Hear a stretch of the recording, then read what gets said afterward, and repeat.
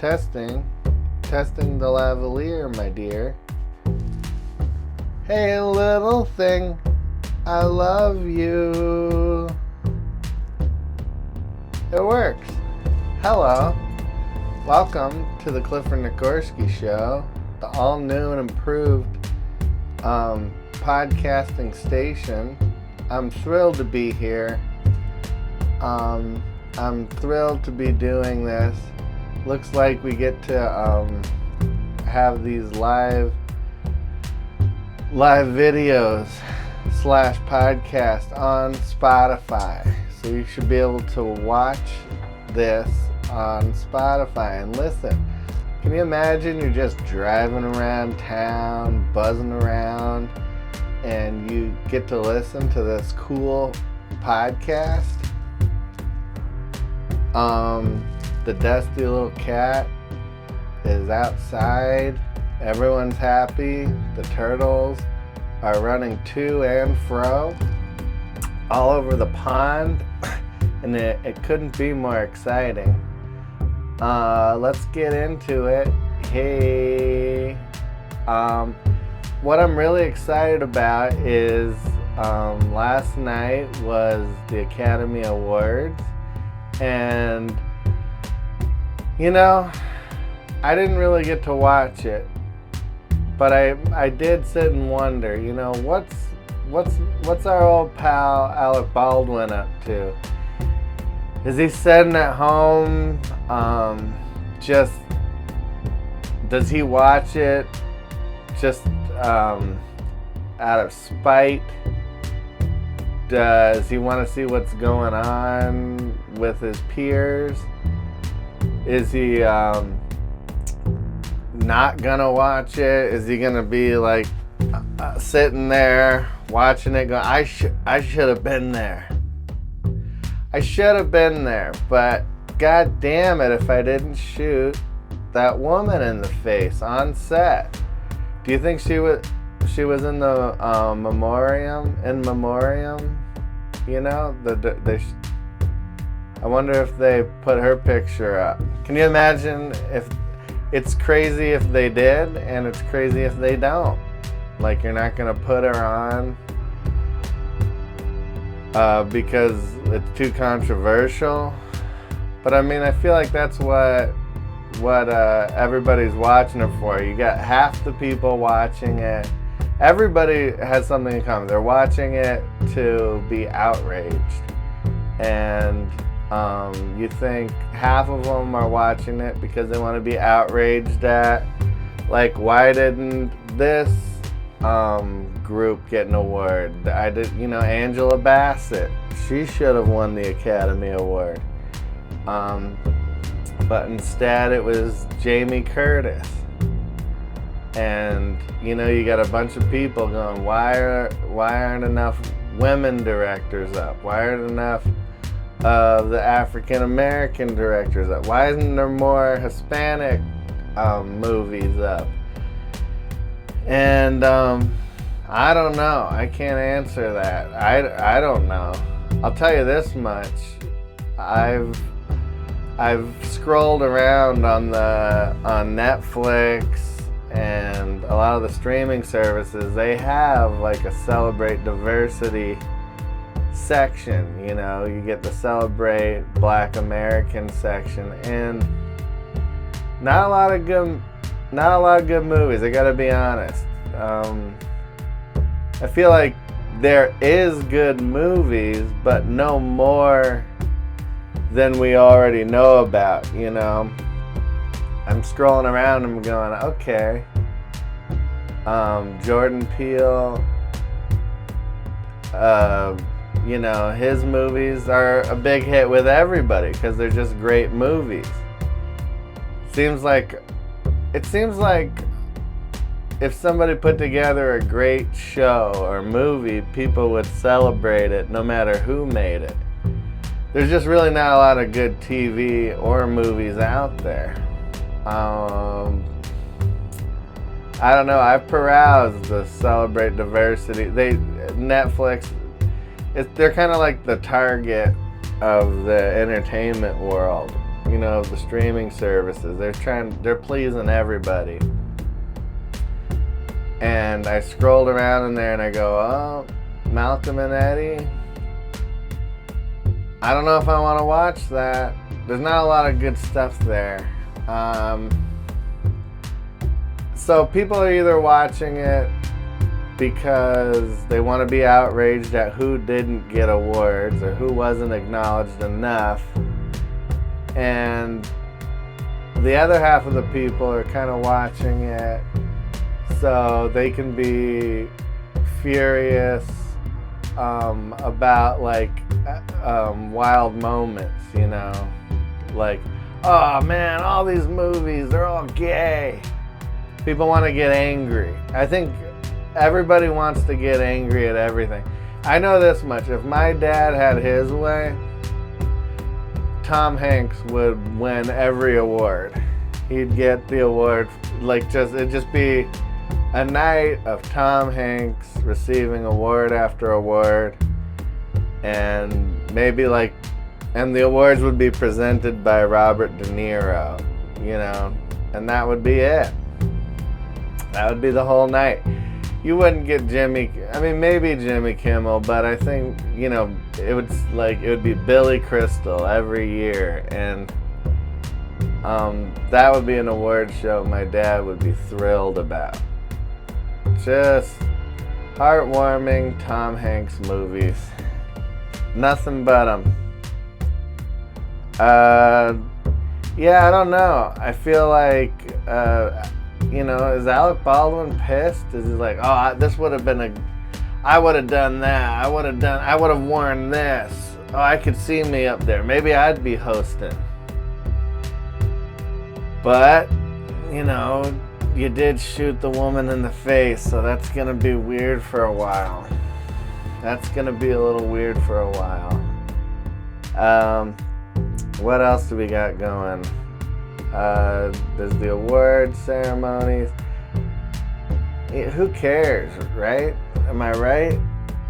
They're praying for some kind of controversy to break out. They're trying to make things out of nothing. I don't think it was very eventful. It was like the Jamie Lee Curtis, Angela Bassett moment. That's controversial, and that got a little attention. And then Hugh Grant. Hugh Grant was kind of being a prick to one of the interviewers, and he was just like, I don't know, always, but he was answering questions real rudely. The lady was trying to get something going with him, like, what was it like being in the thriller Glass Onion? And he's just like, I was barely there. Ooh. You might remember Hugh Grant from such incredible movies as Mickey Blue Eyes. Remember, I'm surprised he didn't win an Academy Award for that one, Remember when he's trying to learn how to talk like a gangster, and De Niro's like, forget about it. And he's like, oh, I like that. Forget about it. Forget about it. Nah, it's more like this. Forget about it. Forget about it. Forget about it. Forget. And so that was hilarious.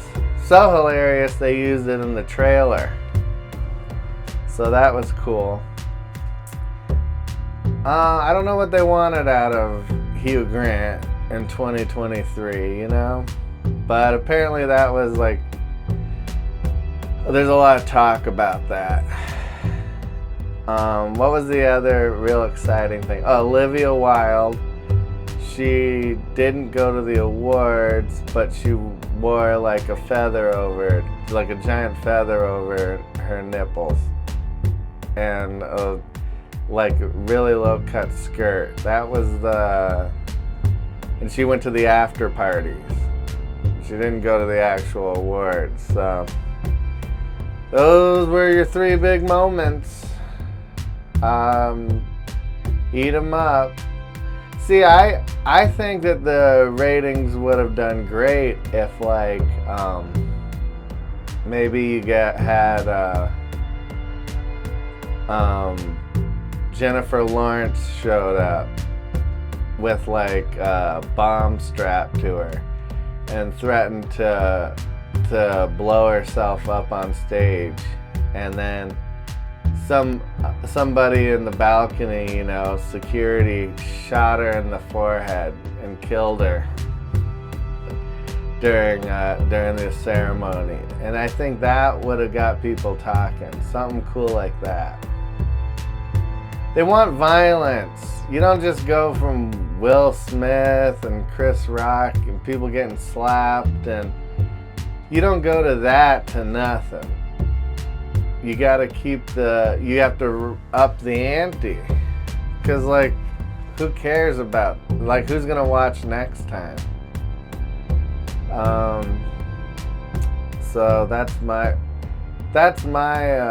take on it. I also was listening to the new Gorillaz album, and they had something really interesting. He had some guest singers on it, and he had Stevie Nicks. And so I love the Gorillaz. And so I saw, Stevie Nicks. Oh, that could be really, really good. And I'm imagining like 70s, 80s Stevie Nicks. And I listened to the song, and I gotta tell you, it's horrible. She's got a real extreme old lady voice. She's like, oh, the wind. And the vibrato's all off.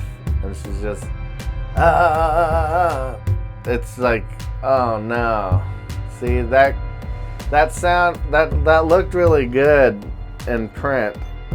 As I'm scrolling through the album, I go, oh, Stevie Nicks, nice.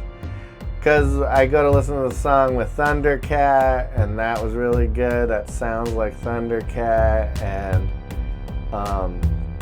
Tame Impala, and that doesn't let you down. But you get these old bags up there, and it's just disturbing. A lot of these old people, I've never been a fan of the bring in the old person. Remember when they were young and they made all this amazing music? We got them now, 50, 60 years, 50 years later. Emmylou Harris on the Metallica Reloaded album. I don't know if it was Load or Reload, but that was a mess. They had her come on, and she's like, la la la la, la la la la la. That was bad, really bad. And there's a music video, and she's like wearing a weird top hat, a leather top hat or something. It's just really bad. Thanks for bringing Emmylou Harris back to do that. Another old guy singing new stuff was. This is one that's very controversial. Everybody loves Johnny Cash when he does the cover of the 9 Inch Nails song "Hurt." And when that album came out, I went and bought the album right away, because he had a bunch of really good singers that I liked on the album, and he did all covers, of course, but Fiona Apple sang on it, and that was a great song. There was a lot of good songs on it, but then I remember when I got to Hurt, it doesn't do it for me, and some people think that it's better than the original. They're like, oh man, one of the few times the cover tops the original. And people say things like, man, because it's years, and it's like 20 years later, 25 years later even, maybe. And people are like reintroducing it to young people now. So I'll see things like, check out this heartbreaking, gut-wrenching version of Hurt from Johnny Cash. And I've heard people talking about it like, oh man, this is just like, you're weeping while you listen to this. I hurt myself today to see if I still feel. That didn't sound good to me, and it still doesn't. I don't like it, and kind of look down on people that do like it. I think less of people for liking it. I hurt myself today trying to take a shit. Another one that let's see, there's that one. Oh, and then there's like new Bob Dylan songs, and it's fascinating to watch people talk about the new Bob Dylan songs that he's releasing, because they're like, wow, I can't, these songs are just incredible. And they're talking like stylistically what he did on it, and he sat down with this other writer, and I gotta tell you, it sucks. I'm gonna just say it. I know it's a rough thing to say, but it's horrible. It's horrible. I mean, Bob Dylan has written his brains out. I've got a book. It's like this thick of all the Bob Dylan songs, and up till like right at the 90s. So I have this whole collection, and you can open up the book and you can learn the guitar to it, and you can just pick a random page and read the lyrics, and you go, wow, that is perfect for today. It was like beautiful. And then some of the new stuff, he's like almost doing his Billy Joel, we didn't start the fire type thing. Where they start listing like celebrities and like big public figures, and it's just like Johnny Cash. He doesn't say ruined Hurt. No, he doesn't say that, but he does like Marlon Brando had his leather bag, and the Lizard Child was frightened and sad as JFK looked back at his wife. And he's just like listing like name after name of all these different celebrities and public figures, and it's just horrible. I remember I specifically posted something about it once, and this guy who plays guitar for a very popular band, he apparently, I think he's the kind of guy that like has to like it, Silver Lake, Los Feliz kind of guy, musician, and he told me like, oh yeah, I can, because I had one friend that agreed with me. I was like, oh yeah, that's so true. And he would like commented, oh, you got one singular person to agree with you. And I wasn't really trying to get like an army of people to agree with me. This was when I would still post stuff, just like interesting stuff, like on Facebook. But Facebook is like nauseating. That's one of those things I gotta like, I'm almost ready to say my goodbyes to. The only reason I look at it really at this point is just to see pathetic people. I like that. There's this one guy I know, he is a local musician. he makes horrible music. It's so goddamn bad. And nothing's ever gonna work out for this guy. And I hate to say that, it sounds evil, but you know how like you'll see like a kid skateboarding and he looks a little dopey, and you just know he's not gonna keep riding. He's not gonna get better. This is as good as it gets with you and the skateboard. That skateboard's gonna be in the garage soon, and you won't ever look back at it. And 10 years from now, you'll tell people, when you're a little older and it makes sense to say this, you'll go, I used to skateboard. But you didn't, You were out there on the sidewalk and walking your skateboard across the street and hitting little branches and flying off your skateboard, and it really got down to it would be much faster to walk than to try to continue to skateboard at this point. So that's what this guy is to music, where you're just like, this is bad and it's not going anywhere, and we all know it. And just go ahead and pack that guitar up and tell glory stories. So he takes videos of himself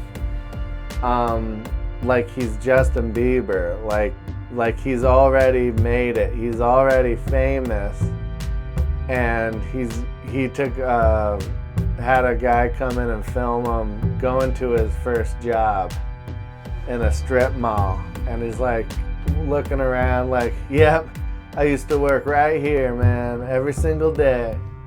Hard to believe. And it's just kind of like, will they hire you back? Because you didn't make it. You're not you're not even close. You never toured. You never really did anything. And you're revisiting your first job like, man, can't believe it. Can't believe I used to work at this little place. Damn, things have changed. And then you get into your limo or your Ferrari or your incredible car, and then you take us on a tour of your house and your studio, and you're just like, man, it all started at this little shop right here. I'd come in and work 8-hour shifts, man. I used to have to get high just so I can tolerate working here at this shitty little job. Now look at me. And then he points over to the Subway. And now I work over there at that Subway. But I used to work over here. So that's why I stay on Facebook. I like pathetic things. I like getting angry at stuff. I think they got my number. They know how to piss me off. I saw a thing about how someone posted a video feeling very clever. It was some other crap, stupid podcast, and it was, a couple brothers, and they were talking, and sisters, and they were talking about how white people didn't want to consume any black music because they weren't talking about their crime. As soon as they started talking about their pain and their suffering and the bad things that they do to survive, that's when white people chimed in. And then the guy says, they didn't want to hear our love songs. They didn't want to hear any of that. They only started buying our music. And the other people on there are going, ooh, I got chills. Damn, that's true. And you just think about the entire doo-wop era. They're all love songs. Marvin Gaye, Al Green, I mean, countless jazz. You know, nobody. We didn't want to hear Billie Holiday. You know, we didn't want to hear her love songs. That's exactly what we wanted to hear. We love the love songs, guys. I think that's not right. So I get all worked up looking at Facebook. I was, you know, and I can't comment either because I go, well, you can't just add to the stupidness. The stupidness. It's stupidity. So, anyways, that's my deal. But that was the last thing I posted was the Bob Dylan thing, and this guy was just like, no. It's fucking great, and it's deep. It's Bob Dylan, man. Sometimes these guys can go wrong. You know who went really wrong was Sting with Shaggy. They did an album together, and the album cover is the two of them on motorcycles, kind of looking tough into the camera. That is a bad album right there, and I can't believe you put those two voices together. I mean, there wasn't me. That sounds like a nightmare. Sting and Shaggy just singing, and you know what's funny is you always know when a guy who plays an instrument other than guitar is doing a solo album. You listen to a Sting album or anything that he does or is featured on, he cranks that bass up full volume. I mean, it's really loud in the mix. He's like, oh man, finally. Because you know when the whole band was in there, that's one of the things with being in a band is you get into the studio and you get in there to mix it, and everybody's arguing over, like, because they all want to hear themselves. The drummer's going, the drums need to be louder. And the bass player's like, turn up, I don't know, it seems like the bass could be a little louder. And then the singer is just like, man, we're really burying those vocals. Can we get those a little louder? So everybody wants their instrument louder. So when these guys go to do solo albums, like when Phil Collins started his solo project, all of a sudden, that's why he ended up with In the Air Tonight, you know? Boom, boom, boom, boom, boom, boom, boom, boom. I can feel it calling in the air tonight. Ding, ding, ding. Boom, boom, boom, boom, boom, boom, boom, boom. And you're just going, oh my God. You know he was in there just crank those fucking drums up. Same thing with the Police. You got Sting and he's on his solo stuff and it's just